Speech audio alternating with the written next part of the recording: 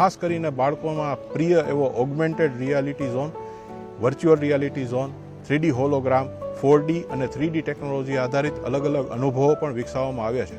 આ સાથોસાથ ગમ્મત સાથે જ્ઞાન શીખી શકાય એના માટે અહીંયા 3 ડેડિકેટેડ વર્કશોપ્સ પણ વિકસાવવામાં આવ્યા છે. આ વર્કશોપ સ્ટેમ લર્નિંગ એટલે કે science, technology, engineering, mathematics learning અને રોબોટિક્સ वर्कशॉप અને सिरामिक वर्कशॉप આવી રીતે 3 वर्कशॉप અહીંયા विकसावવામાં આવ્યા છે. इधर अलग अलग जोन्स विकसित किए गए हैं जो अलग अलग टेक्नोलॉजी के ऊपर आधारित है, जिसमें augmented reality, virtual reality, 3D 4D technologies के आधारित अलग अलग एक्सपीरियंस जोन्स है. इसके अलावा रीजनल साइंस सेंटर के अंदर जिसको हम लोग फन एंड लर्न को ध्यान में रखते हुए अलग अलग वर्कशॉप्स विकसित किए गए हैं. ये वर्कशॉप्स में स्टेम यानी कि साइंस, टेक्नोलॉजी, इंजीनियरिंग, मैथमेटिक्स को ध्यान में रखते हुए stem workshops, robotics workshop and ceramic workshop, ऐसे 3 डेडिकेटेड वर्कशॉप भी इधर डेवलप किए हुए हैं जिसमें अलग अलग प्रवृत्तियाँ कंडक्ट की जाती है. इसके अलावा रीजनल साइंस सेंटर में पूरे साल के दरमियान अलग अलग प्रवृत्तियाँ और वर्कशॉप्स का भी आयोजन किया जाता है, जिसके अंदर अलग अलग विज्ञान के दिन, वैज्ञानिकों के जन्मदिन और उसके अलावा कोई भी खोजबीन हुए हो उसके आधारित यहाँ पर अलग अलग प्रवृत्तियों को कंडक्ट किया जाता है और वर्कशॉप्स का भी आयोजन किया जाता है. खास करके समर वेकेशन जो सबके लिए बहुत ही अच्छा समय होता है, इसके दरमियान उसका बेस्ट आउटपुट निकले इसको ध्यान में रखते हुए इधर समर वर्कशॉप्स का भी आयोजन किया जाता है.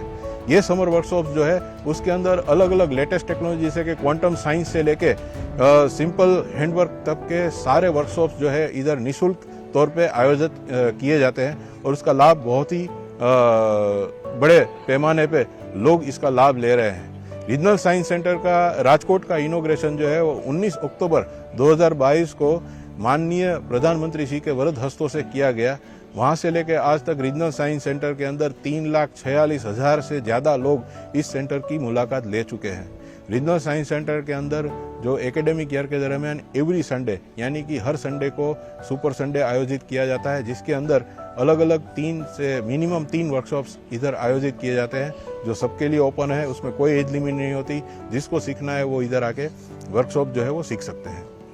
इसके अलावा रीजनल साइंस सेंटर में इन्वायरमेंटल कंजर्वेशन जिसको कहते हैं उसके भी प्रयास किए जा रहे हैं और खास करके बच्चे इसमें सेंसिटाइज हो वैसे भी यहाँ पर एक्टिविटीज़ और वर्कशॉप आयोजित किए जाते हैं. जैसे कि हमारी लोकल स्पीसीज होती है, बटरफ्लाइज है, हनी बीज है, और यहाँ पर रीजनल साइंस सेंटर के आंगन में जो भी पक्षी आते हैं उसका आइडेंटिफिकेशन, उसका साइंटिफिक डॉक्यूमेंटेशन, ये प्रयास भी हमारे रीजनल साइंस सेंटर की टीम के द्वारा किए जा रहे हैं. और इसके बावजूद क्या होगा कि आने वाली पीढ़ियाँ जो है वो ये सारा साइंटिफिक डॉक्यूमेंटेशन को एक्सेस कर सकती है. इसकी प्रवृत्तियों से बर्ड आइडेंटिफिकेशन, लोकल स्पीसीज का आइडेंटिफिकेशन, ये सारे साइंटिफिक पहलू से रूबरू हो सकती है. अस्तु. કારણ કે ડેઇલી લાઈફમાં અમે જ્યારે સ્ટુડન્ટ્સને ભણાવતા હોઈએ ત્યારે એ લોકો ફક્ત ડાયાગ્રામ્સ અને વિઝ્યુઅલ એડ્સમાં પાવરપોઈન્ટ પ્રેઝન્ટેશન્સથી ભણતા હોય છે, જ્યારે અહીં એણે લાઈવ મોડેલ્સ જોયા છે, 3D મૂવીનો લાઈવ એક્સપિરિયન્સ કરેલો છે, રોબોટિક્સમાં પણ લાઈવ એને મોડેલ જોયેલા છે.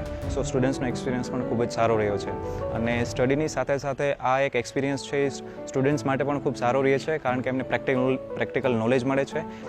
સૌપ્રથમ લાઈફ સાયકલ અમે જોઈ જે પૃથ્વીની છે તે સૌથી વધુ ગમી અને બહુ મજા આવી અને હું બધાને રિકમેન્ડ કરીશ કે અહીં એક વખત જરૂરથી આવજો.